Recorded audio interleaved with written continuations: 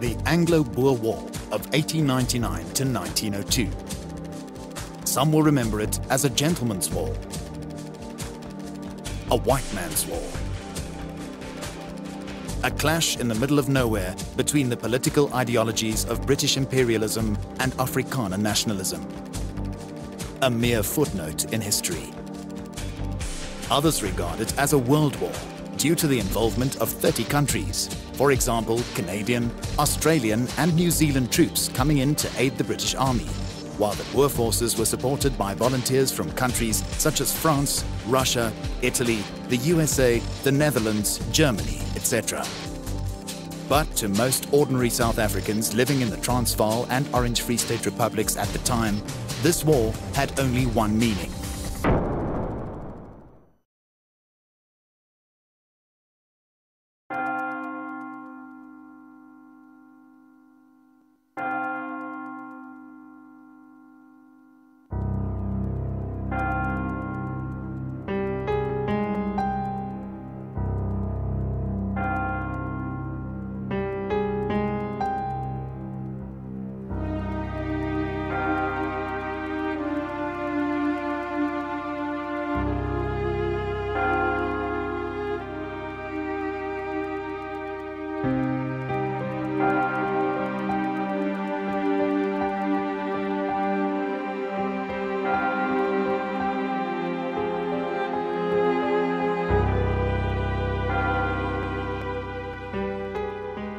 Some 30,000 farmhouses were destroyed as part of the so-called scorched earth tactics. Some 31,000 Boer prisoners of war were shipped off to camps in places such as India, Bermuda, Ceylon and St. Helena. Some 50,000 women and children died in white and black concentration camps. The impact of this war on the social, cultural and political development of South Africa was enormous, leading inevitably to animosity between the Afrikaans-speaking, English-speaking and black communities for years to come.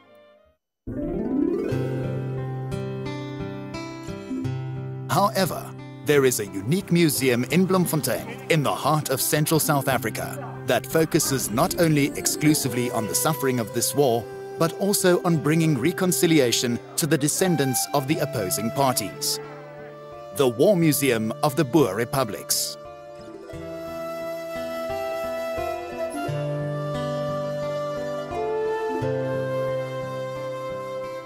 A few years after the surrender of the Boer Republics, the former president of the Orange Free State, M.T. Steyn, initiated the erection of a women's memorial to commemorate the death of women and children in concentration camps. When President Steyn opened this monument on the 16th of December 1913, he said it's not to punish somebody or to serve as a symbol of hatred. And therefore I think that in the speech of the old president, we have the first glimpses of reconciliation. In that sense we can say it is a symbol of our own, but it does not limit us to reconcile with other people and to live together and work together with other people in South Africa. At the official opening of the War Museum of the Boer Republics adjacent to the Women's Memorial in 1931, it was emphasized that this museum is not an expression of enmity or ill will. Between 1950 and 1979, several extensions have been added to the original building.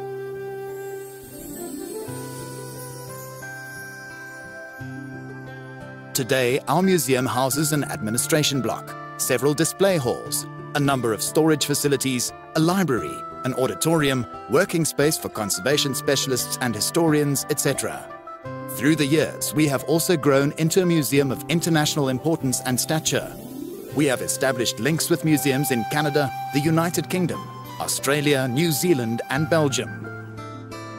Every year, the War Museum is visited by a vast number of academics, researchers and tourists from all over the world.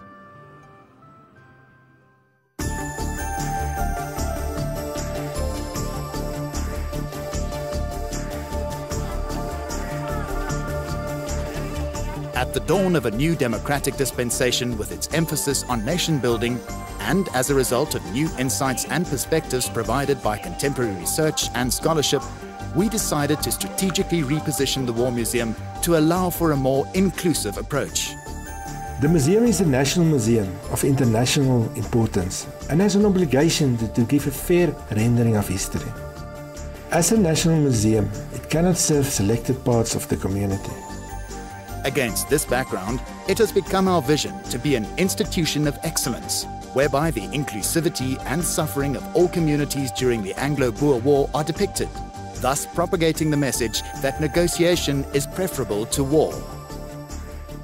This museum is a museum for everybody.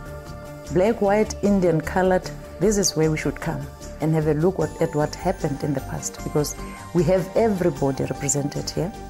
It's a nation-building environment. The aim is not to minimize the experiences of the Afrikaner community during the war, but to expand the scope of this national museum to include the suffering of all South Africans in the war.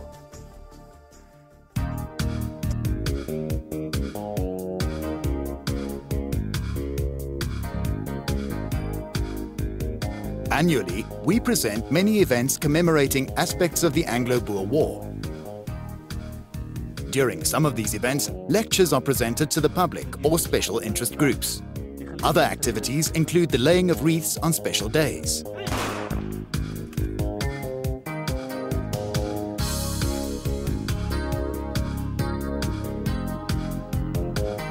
The reenactment of battle scenes is very popular amongst members of the local community and tourists.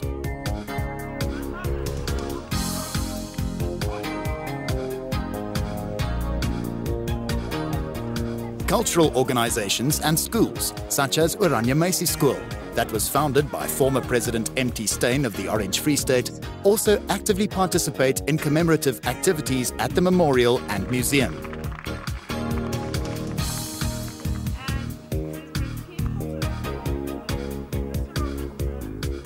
National and international conferences, mostly linked to the museum's commemorative program, are presented in our well-equipped auditorium. During these conferences, papers and presentations are delivered by experts from numerous academic disciplines, such as history, law, medical science, sociology, etc.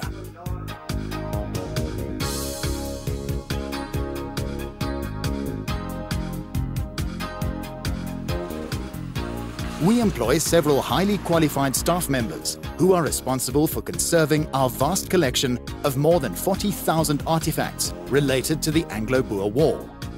What is seen in our display halls represents only a fraction of our collection. Maintaining our collection is a continuous process requiring expert knowledge and dedication. New additions to our collection are always welcome.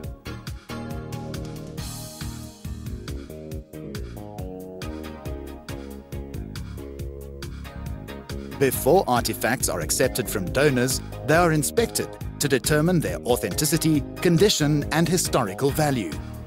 When accepted, these donated artifacts are recorded in our inventories.